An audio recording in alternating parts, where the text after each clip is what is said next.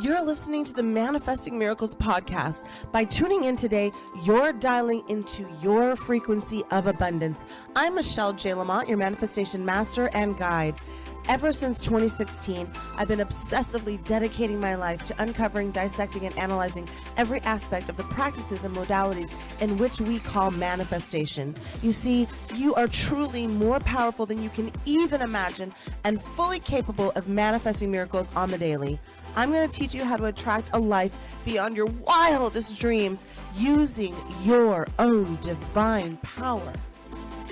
So let's get started manifesting your miracles right now. You're listening to the Manifest Miracles podcast with host me, Michelle J. Lamont. And every episode, every single podcast, you're going to learn something, a tool, a technique, a modality, a practice in which you, that's right, you, will manifest your own miracles every single day in your life. So if you were searching the podcasts and see that I had a a title that says, When Rock Bottom Gave Me Everything, my suicide story, and you thought, I got to hear this. I'm glad you did. I'm glad you did. Because that was the darkest day of my life. And when I was at my worst, when I was at the absolute bottom of the barrel, when I said, there isn't a pill, there isn't a person, there isn't a thought that wants me to stay here on planet Earth. Like many things in my life that I had achieved, I'd set out to complete and become not part of this earth. And when I did, it was actually the very first day of my divine light and why I'm here with you right now. So let's dig in and let's do this. My timeline will lead us up to my suicide story. I never thought I would be somebody that would have a suicide story. I was always an overachiever. I was always somebody that found solutions to everything. People would say, oh, that can't be done. Oh, yes, it can. I remember thinking when I was a little girl that there was always a solution to everything because I was brought up by a Colombian mother. And when you're a first generation American, there's always a lot of pressure on the kids to not only be Spanish at home, but American in the streets. You find ways and around almost everything, right? So you become almost like an instant solution finder because that's the way that your parents or my mom thought. She came from so little into a country with so much abundance. She learned English on Sesame Street and ended up being a very successful entrepreneur, but I digress. So let's get back into it. And thank you for allowing me the privilege of kind of free thought here. At the age of 10, that beautiful divine light left the planet, my mother. And that is, up until 5 years ago, the beginning of my suffering story. My woe is me, poor Michelle. Look at all these things I had to endure. Life. And the more I believed in that, the more I attracted more pain, more suffering, and more things to feel bad about. So after my mom died, my dad picked me up from middle school. I was 10 and a half. My birthday was just a month away and drove me 3 hours away to a foster home for children who their parents were no longer their parents and kept my brothers and sister and gave me away. And I would stay there alone, sad, but thriving because I wanted to make my mom proud. So I was an overachiever in that I would accomplish my goals, but I always felt so alone and so sad, and that continued, and it festered and it grew until I thought the only reason that people would like me is if I had a shiny crown or if I was pretty enough or if I was smart enough or if I had something to offer them. So I go down that path of more rock bottom thoughts.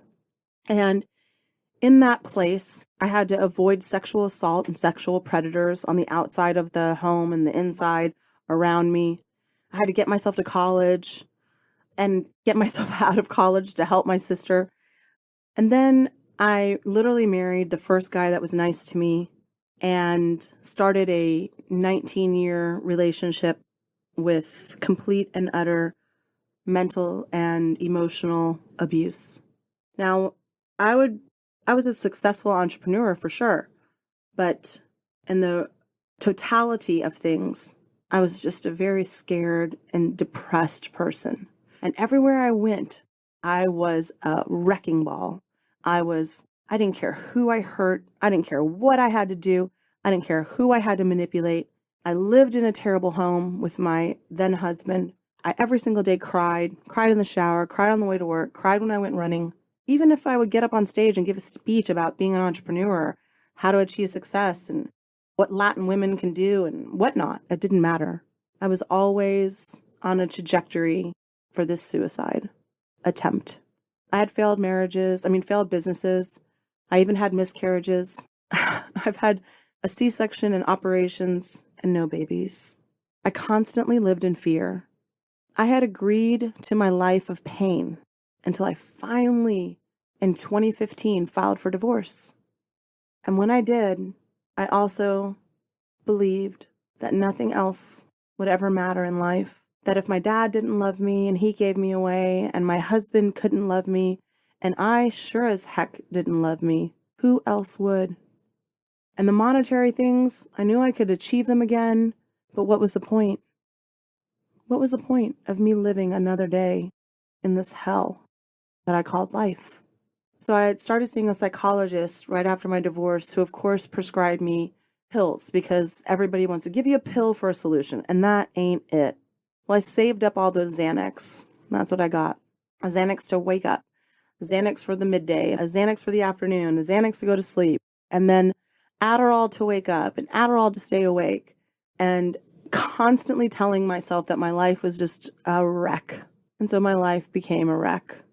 And even though I knew I was doing something good by divorcing him, I could not see a life where anybody would ever want me, or that I even wanted myself, really.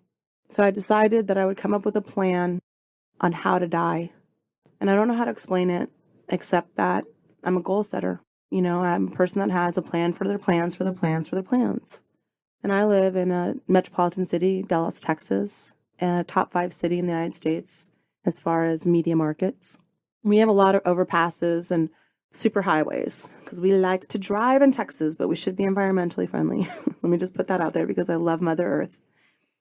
And I decided that the best way for me to go was to go and study the overpasses in Dallas and see what time of night would be the best time for me to get in my car and drive over the edge and make it look like some kind of accident and die.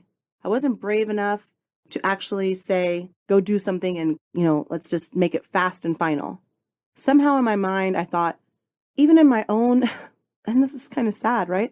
Even in my own mortality state of mind, I didn't want people to think I gave up. I wanted them to think that there was some sort of accident because I was always lying.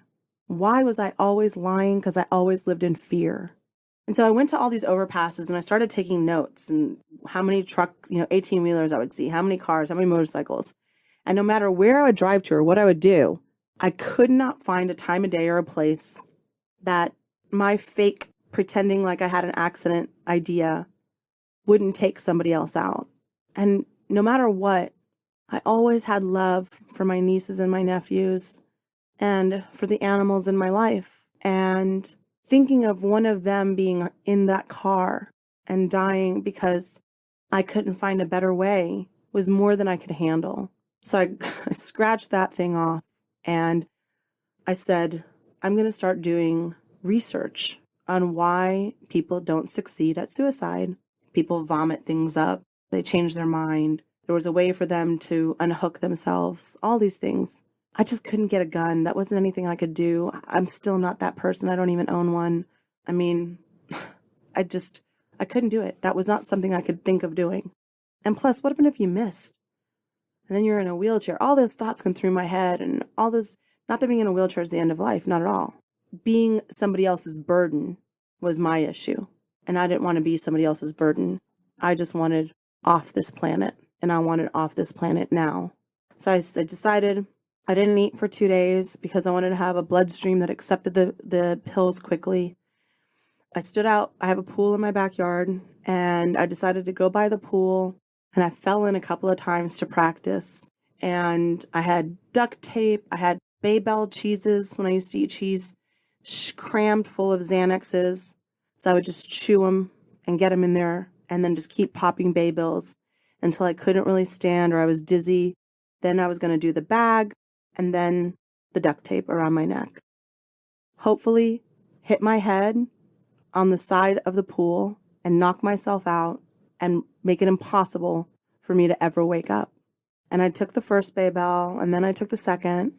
And then, and if you've ever had a dog, you'll understand this. I had 4 dogs. Sorry, Charlie. That were wild, crazy dogs. Jackson, Olive, Gordo, and Charlie. And out of nowhere, in the middle of the night, I'm standing in my own backyard, looking at the stars, thinking, this is it. One more to go, and I should be pretty much knocked out, and I'll tumble into the pool, and I'll see what's next. These dogs came out of my house, one by one, and in order of tallest to smallest, sat there, in a line. I mean, I've taken them to so many photos with Santa, I can't even tell you. And they won't do this with Benadryl. And I realized, I started in that moment realizing I am at rock bottom and I can't leave them. And what just happened, what I just saw, led me to change my mind. And so I quickly made arrangements to get this stuff out of my system and threw away the bags and the tape and decided that the rest of my life had to be different because everything I had done so far hadn't worked. Everything I had agreed to for my life so far led me to the backyard, led me to look at overpasses, led me to want to take life, that God, the divine source, the path that he wanted me for, away from him. And that moment of clarity, that rock bottom moment, allowed me to change every single thing about my life. Now, whether it's cancer, alcoholism, divorce, death of a loved one, death of a child, a disease, a sexual situation, a physicality, whatever it is that is your rock bottom that you believe or you can connect with right now, remember that you're still here. If you were meant to be gone, you would be gone. A friend of mine was on a plane and the window broke. And in front of him, one aisle in front of him, this woman was sucked out the window all the way up in the air. And I love to travel. I fly all the time pre-COVID. And I don't have any fear of that. And even after that, I flew like the next day. But that said, when it's your time to go, it doesn't matter where you are, you will go. So the fact that you're here, the fact that you're listening, the fact that you've made it, no matter where it is, no matter if you are drunk right now, if you're high right now, if you're depressed right now, if you're thinking about that right now, you're still here. And that is a miracle. Hey, are you ready to manifest the life of your dreams? To level up in all areas, from love to money to happiness to opportunities?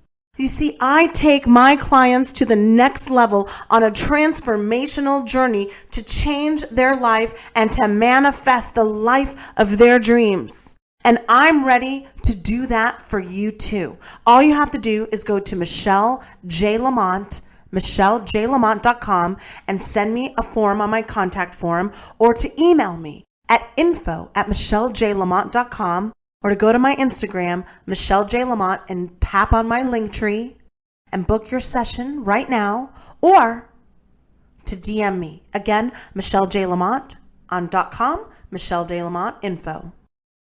And so I started out on my journey for the evolution of Michelle. Now see, I always said Michelle Lamont. I never said the letter J. I was embarrassed of my heritage of being Latin, of coming from Colombian roots.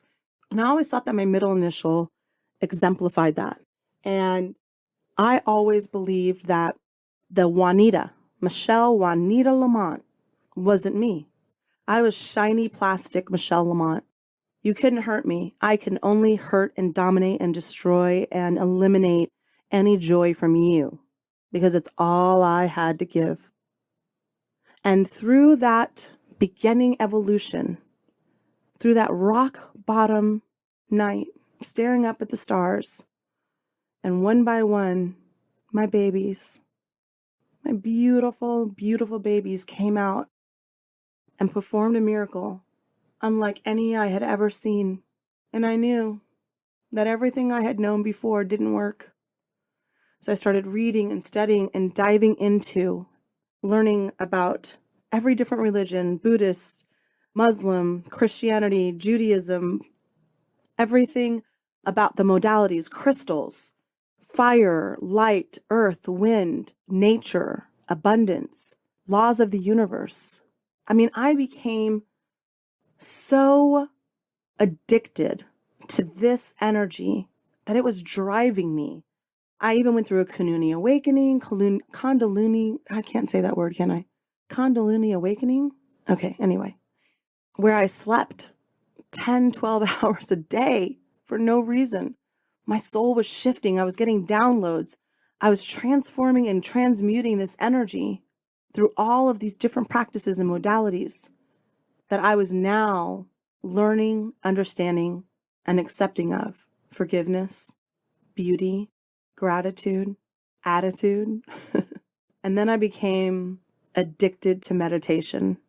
And the one surefire way for you to see clearer is to start meditating. You know, the Buddhists have this one thing where they say that they believe that the divine light, the universal light, the light that created every bird, every bee, every algae at the bottom of the ocean that we don't even know it's for, the name, yet to discover, solar systems, galaxies, stars, aliens, dogs, cats, that person that cut you off in traffic. That source energy, that light energy was driving me, just like it drove you here. And because I was a person that would always go down the rabbit hole until I found the solution, I was a solution finder, remember? A solution finder. I went through everything, all the authors, all the speakers, all the books. I can't tell you how many authors and books that I read and how fast I read them. But it led me to go back to school, get my mindfulness cognitive training, because like the Buddhists, I understood that the soul was a very powerful thing. And the more I read and the more I learned, the more I let go of this false, fake reality. And I started creating and evolving into a manifesting manifestor where I could just think of something and it would appear. From ladybugs to apples to Oprah Winfrey. There wasn't anything that I couldn't attract into my life. And it started when I hit rock bottom. It started when I thought that I was in control of my life. And I let go of the thought that I was and understood that there was a bigger, higher purpose for me. And there is for you as well. And as I dug down that rabbit hole and got more education and did all these different things, I weeded out things that won't work or they didn't for me, and lived in a reality that did, and how I got here with you. And as I started evolving and growing and understanding this, I started speaking about it and teaching about it. And at the time, I was a very successful publicist. I worked for major networks. I worked for major TV stations and shows, and I took people and made them famous and helped them achieve their goals of stardom and success. And I found no pleasure in that anymore.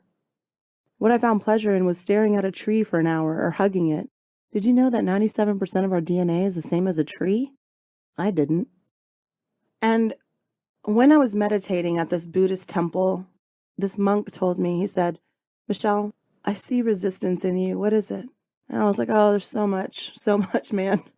I don't think you have time. I don't think there's enough wheels on the Dharma wheel for you to understand where I'm coming from." He said, "Try me."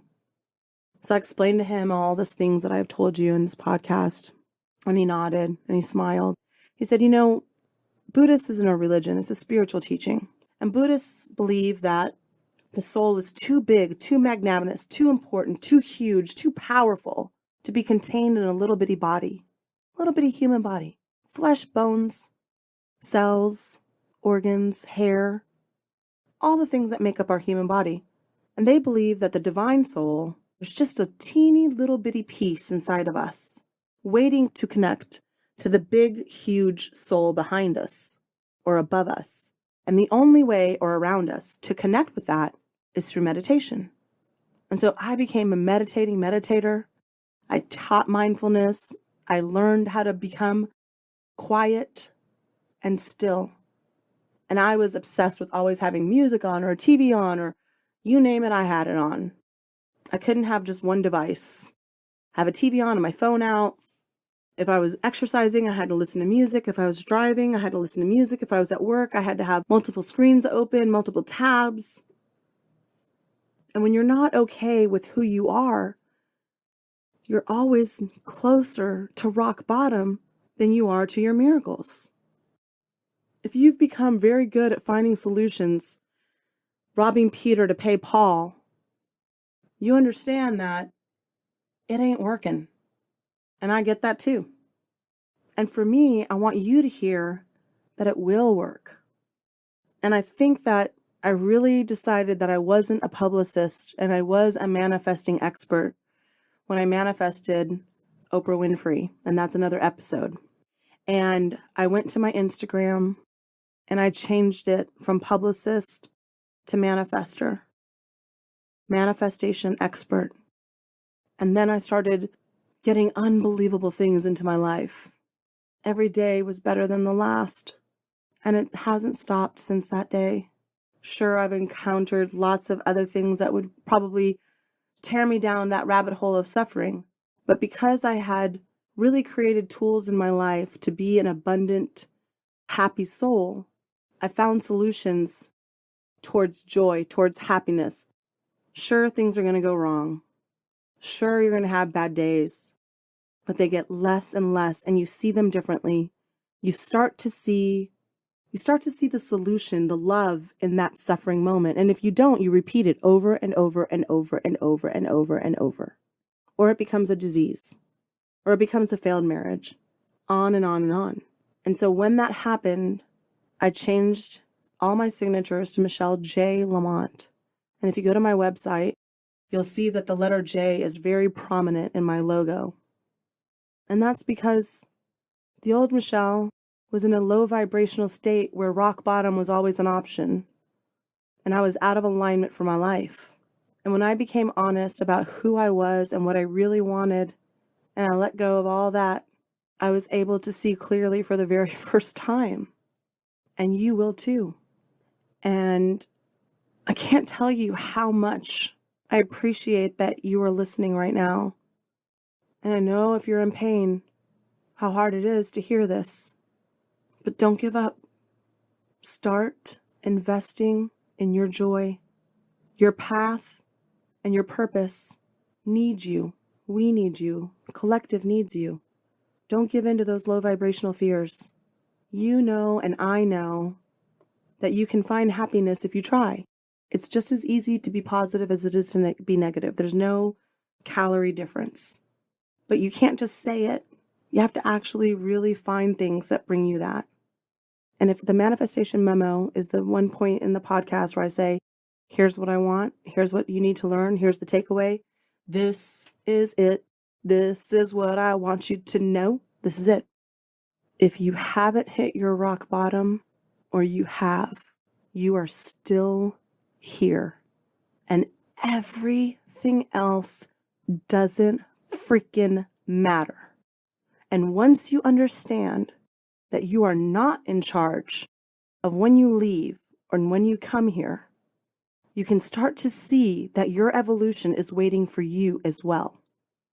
There isn't a path, there isn't a purpose. You don't come here to just suffer. That's not true. Stop saying it. Stop believing it. Those sufferings are opportunities for your soul to evolve and learn that lesson so you no longer have to live in that reality anymore. I was able to come through that, remove all sorts of debt from my life, all sorts of anger, cleaned house with people. I never lost a single person. They lost me. And I gained me. And that's why you will too. I am proof of concept. And so are you. And you know why? Because you're here. Because you have value. You have a purpose. And I need you to think more about that than the other. No overpasses, no pills. You. perfect, divine, beautiful, incredible, loving, gracious, giving, healthy, beautiful, powerful, divine you. And so does everybody else. I appreciate this. I hope you guys really understood where I'm coming from on my theory about why I wanted to talk about this.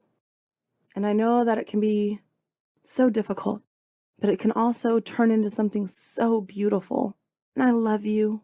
I love the divine light inside of you. And I need you to put your hand on your heart and love you. And say to yourself, I love you. I love you. I love you. I love you. I love you. I love you. I love you. And now this is the part of the podcast where I ask for your love. Please go on to any review that you can, wherever you're downloading this, no matter what it is. I want you to go on to Stitcher, to iPods, to wherever it is that you're finding my podcast, Apple, wherever it is, Spotify, I don't care, and write a review for me. Share my air check from my Instagram. Tell somebody, because they need it just as much as you do. Because together, as we rise, we will lift everyone, and everyone around us will be lifted. Thank you for listening to Manifest Miracles podcast. I'm Michelle J. Lamont, and I'm sending you love, abundance, peace, and joy. Thanks for listening to this episode of Manifesting Miracles. Now it's time for you to take action. I invite you to hang out with me just a little bit more by signing up for my newsletter. You'll get instant exclusive access to the practices that will chart your own path to abundance.